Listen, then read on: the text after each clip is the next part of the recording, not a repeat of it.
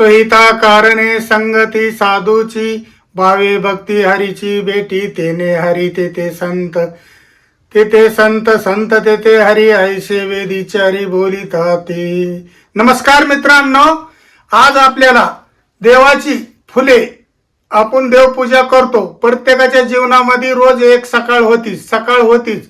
मग प्रत्येक जण उठतो आणि सकाळी आंघोळ ही करून देवपूजा करतोच. आपल्या घरामध्ये 4 माणसं असो, 5 माणसं असो, वयस्कर असो, तुम्हाला सांगायची गोष्ट म्हणजे कोण ना कोण एक जण आपली देवपूजेला बसतो. मग रोज देवपूजा आपण करतो. देवपूजा झाल्याच्या नंतर आपण देवाला अशा पद्धतीने फुले वाहतो. ही पद्धतशीर एकदम देवपूजा झाल्याच्या नंतर देवाला फुले ही वाहतो. मग आपण ह्या फुलांचा आपण दुसऱ्या दिवशी काय करतो, आपली दुसऱ्या दिवशी घरातली साफसफाई करताना, देवाच्या पसलं ही करताना तुम्हाला सांगायची गोष्ट म्हणजे आपण ही फुले लगेच कुठंतरी पाण्यामध्ये ह्याच्यामध्ये टाकून देतो. अशी फुले पाण्यामध्ये सोडून देतो. तुम्हाला सांगायची गोष्ट म्हणजे ही फुले, तुम्हाला दुसरं म्हणजे काही फुले आणि दुसरं म्हणजे आणि हार पण असतात. आपण ह्याचा हार पण बनवतो.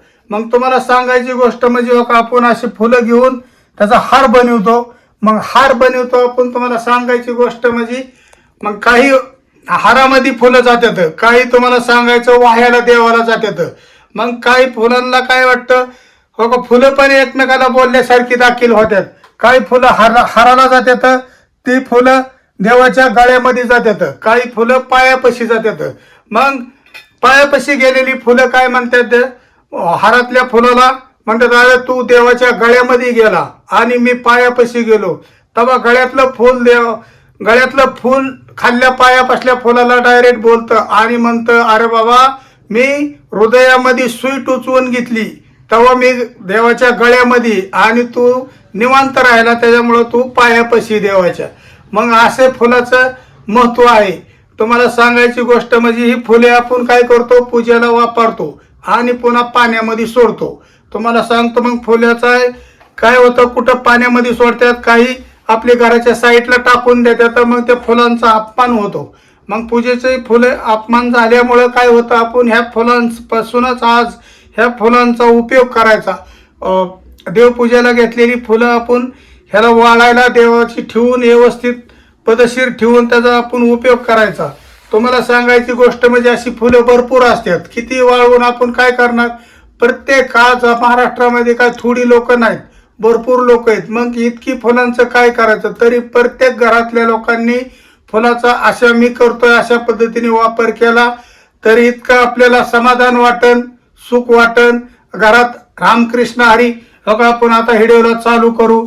आपण पूजेला घेतलेलीच फुलं वापरलेली, देवासाठी वापरलेली, पूजेला घेतलेली फुलं ह्याचीच आज आपण चोळून काय करतोय ती तुम्ही बघा. या फुलाचा वापर आपण अशा पद्धतीने केला तरी तुम्हाला सांगायची गोष्ट म्हणजे कितीतरी आपल्याला फायदा होईल आणि फुलांचा अपमान पण होणार नाही. अशा पद्धतीने आता उन्हाळा दिवस आहे, वाळायला ठेवायची मस्तपैकी. 2-4 दिवसात वाळतात फुले. मग वाळल्याच्या नंतर आपण अशा पद्धतीने त्याला चुरगुळून घ्यायची. चुरगुळून आपण काय कुंडीमध्ये टाकू शकतो. त्याची रोपं उगवू शकतात. पण इतकी रोपं जरी उगवलेली आपल्याला काय करायच्यात. मग त्याच्यासाठी मित्रांनो, ताईंनो, आपल्याला ह्या फुलाचा उपयोग करायचा आहे आज. अशी फुले वायपट गेली नाही पाहिजे. हार बी असंच फिकू लोक देतात, पाण्यामध्ये देतात, साईडला देतात. मुकी जनावरं असतात, गुरं असतात, शेळ्या असतात, मेंढ्या असतात. ह्यांच्या तोंडामध्ये ही फुले जातात, खात्यात. पण त्याच्यामध्ये दोरा असतो. मग ती दोरा असल्यामुळं त्यांना हानिकारक चित्राबांधला होतं. त्याच्यामुळं आपल्याला आज ह्या फुलांचा उपयोग करायचा आहे. अशा पद्धतीने आपल्याला ह्या फुलांना चुरगुळून घ्यायचं आहे. अशा पद्धतीने आपल्याला त्याचा भुगा करून घ्यायचा आहे. काही लोक गरम तव्यामध्ये फुले टाकतात, त्याच्यापासून पण अशा पद्धतीने बनवतात. मग आपल्याला आज नुसती फुलं घ्यायची नाहीत. आपल्याला फुलं घेतलीत का नाही आपण आपल्याला दुसरी गोष्ट म्हणजे गावरान गाईचे शेण घ्यायचंय. हो का, गावरान गाईचं शेण घ्यायचंय. गावरान गाय म्हणजे किती पवित्र असते तुम्हाला तर माहिती. गावरान गाय आपल्याला रोज सकाळी आपण उठून दर्शन तिचं घेतो, पवित्र असते. तिचं गोमतार हे आपल्या घरामध्ये शिपडतो देवाधर्मासाठी. किती हे नवरत्नात ह्याच्यात ती पवित्र इतकं ठरतं गोमतार, ही तर प्रत्येकाला माहिती. मग असं आपण गावरान गाईचं शेण आणलेलं आहे. गावरान गाईचं शेण तुम्हाला सांगायची गोष्ट म्हणजे ज्ञानेश्वर माऊली ह्यांनी पण, आपण पहिल्यांदा कसं वेद बोललो थोडा, तसा ज्ञानेश्वर माऊलींचं पण असा जोळीमध्ये असं शेण ही टाकण्यात आलं. मग त्या टायमाला पण काही लोकांनी, महाराज लोकांनी काही काही म्हणली की अरे माऊली ज्ञानेश्वरा म्हणली, तू जर रेड्याला ह्या बोलवायला लावलं तरी रेडा पण असाच आपण बोललो, असा वेद बोलला होता. म्हणून आपण हो का गावरान गाईचं शेण आणलेलं आहे. हो का, आपल्याला आता ही शेण ह्याच्यामध्ये मिक्स करायचंय. हो का, ह्याच्यामध्ये आपल्याला अशा पद्धतीने मिक्स करायचंय. हो का, गावरान गाईचं प्युअर शेण आपण आणलेलं आहे. आणि दुसरी गोष्ट म्हणजे हो का आपल्याला लागणार आहे तो म्हणजे कापूर. आपण तुम्हाला सांगायची गोष्ट म्हणजे ह्याच्यापासून किती आपल्याला फायद्याची वस्तू बनवतोय आणि किती देवाला आपल्या ह्याच्यासाठी शुद्ध होत आहे ती तुम्हाला कळणारच आहे. आता बघा आपण कशासाठी ही बनवतोय. आपल्याला देवपूजा ही करायची असती ना, त्याच्यासाठी आपण ह्याचं का नाही धूप अशा प्रकारेच आपण जाळण्याकरताच ह्याचा उपयोग करणार आहे. मग आपण कशा पद्धतीने करतोय हे तुम्ही फक्त बघा. आता अशा पद्धतीने आपल्याला कापराच्या 4-5 डायरेक्ट अशा पद्धतीने बारीक करून सोडायच्यात, ह्याच्यामध्ये मिक्स करायचे आपल्याला शेणामध्ये आणि फुलांमध्ये. आपण असा जर उपयोग जर करत राहिलो, प्रत्येकाने जर असा उपयोग केला तर तुम्हाला सांगायची गोष्ट म्हणजे अशा फुलांचा अपमान ही होणार नाही. आपण देवपूजा ही करतो, प्रत्येक घरामध्ये देवपूजा असते.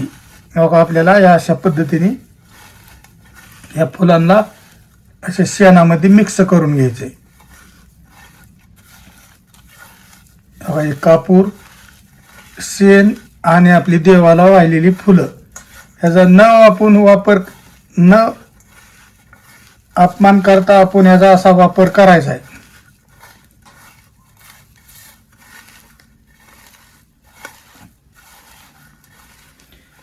कापरामुळे ह्याच्यामुळे इतका सुगंधी वास सुटतो ना ह्याचा.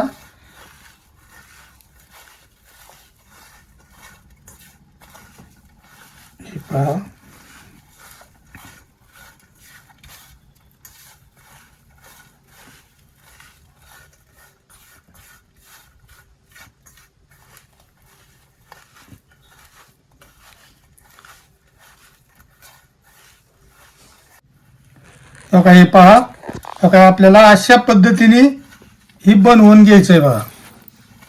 हो का, असा फुलांचा बी आपल्या फायदा आपला होणार आणि आपल्याला घरामध्ये धूप पण याचं तयार होणार आहे. मग आपल्याला एवढेच 2-3 गोष्टी टाकून जमणार नाही. शेण, फुले, कापूर आणि काही शुद्ध गावरान गाईचं तूप.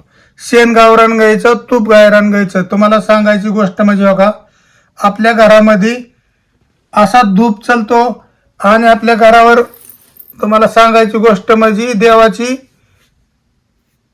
इच्छा, आपल्यावर देवाची भावना निर्माण होते. त्याच्यामुळं आपल्याला ही घरामध्ये ही धूप बनवायचं, घरामध्ये आपल्याला लावायचं, धूप बनवायचं. ह्याला काहीच नाही, नुसतं वाळायला थोडं ठेवायचे आणि थोडे सुकले की 2 दिवसांनी 3 दिवसांनी तुम्हाला सांगायची गोष्ट म्हणजे आपल्याला लगेच लावता येते. मग आपल्याला अशा पद्धतीने ही बनवायचं.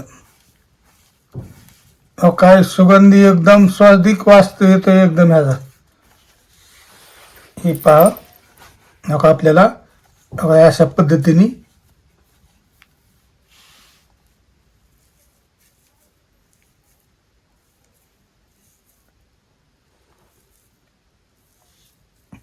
आपल्याला अशा पद्धतीने आता बनवायचे.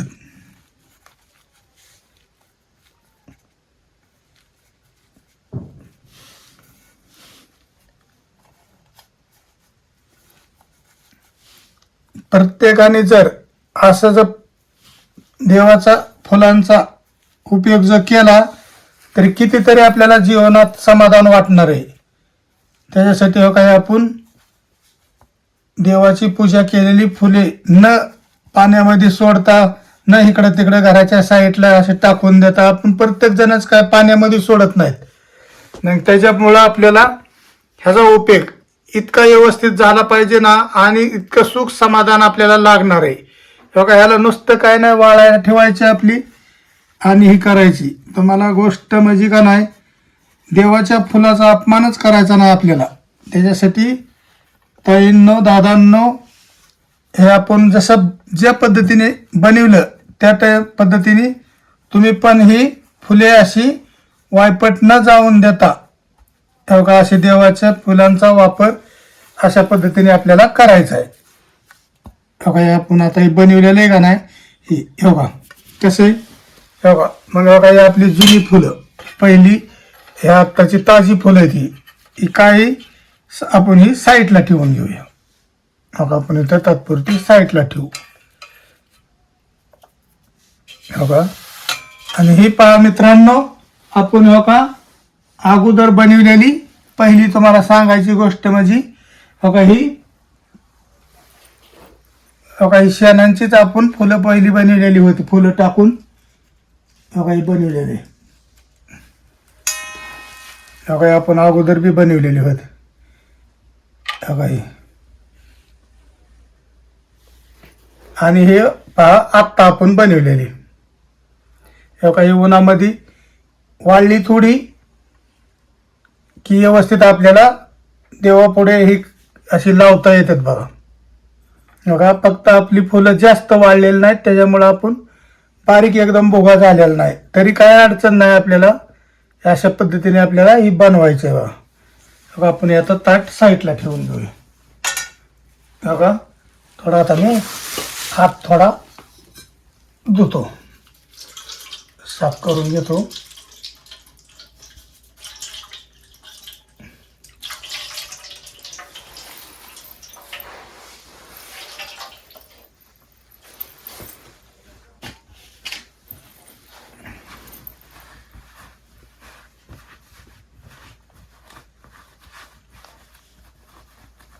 ही पहा आपण देवाला अशा पद्धतीने आपण का नाही पूजा केली की आपण फुलांचा अशा पद्धतीने आपल्याला उपयोग करून घ्यायचा आहे.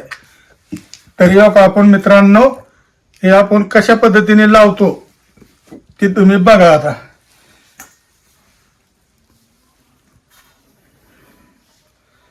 का इथं आपण ही फुलं आहेत का नाही, ह्याच्यापाशी बी एक ही कापराची वडी ठेवूया.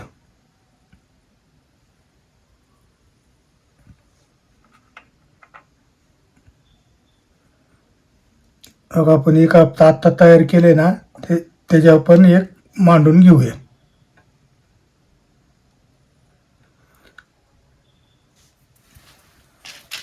बघा आपण आता माचिसाने याला चितवून घेतोया. बघा मित्रांनो, ही देवपूजा आपण केल्याच्या पुढं फुलं अशी वायात जाता कामा नाही. काय आपण काय अशा पद्धतीने करायचं. आता भरपूर फुलं असतात कार्यक्रमाची, ह्याची त्याची, ती जाय नका. फक्त आपल्या घरामधली, महाराष्ट्रामध्ये भरपूर प्रत्येकाच्या घरामध्ये देवपूजा हे राहते. मग त्याच्यामुळं देवपूजा केलेली फुलं न वाया जाऊन देता आपली 4-2 फुलं असली, सासली फुलं की अशी वाळवून किंवा तव्यावरती, गरम तव्यावरती अशी भाजून घेऊन, थोडी लाल करून त्यांना अशी चुरगुळून घेऊन त्याच्या अशा पद्धतीने उपयोग जर केला तरी कितीतरी आपल्याला समाधान वाटणार आहे. मग आता आपण ही फुले आपण बनवलेली चितवून घेऊया. बघा आपण ही पण आता हे चितवून घेऊ. बघा अशा पद्धतीने आपल्याला चितवून घ्यायचे.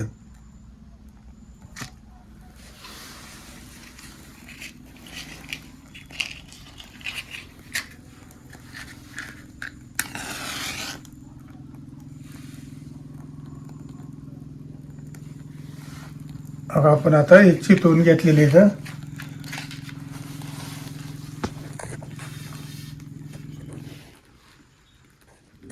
आता ह्याचे आपल्याला नुसती धूप तयार होती. बघा आता त्यामुळे कापराच्या वड्या जळून गेल्या का नाही, नुसती धूप तयार होती.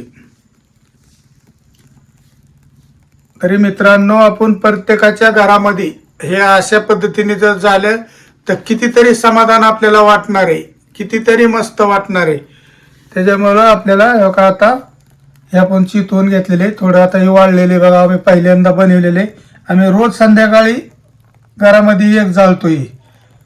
कितीतरी भारी वाटतं, सुगंधी वास बी येतोय. कापूर तूप ही की आपण केल्यामुळे, आणि हे पवित्र गाईचे तूप असते.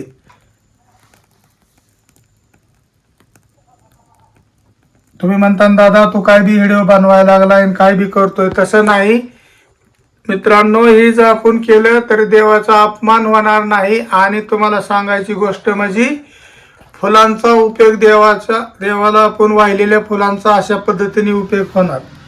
बघा आता आपली ही जायला लागलेलं आहे, तर कापूर जळून गेलेला आहे. आपण शेतासाठी ती कापूर लावले होता ना.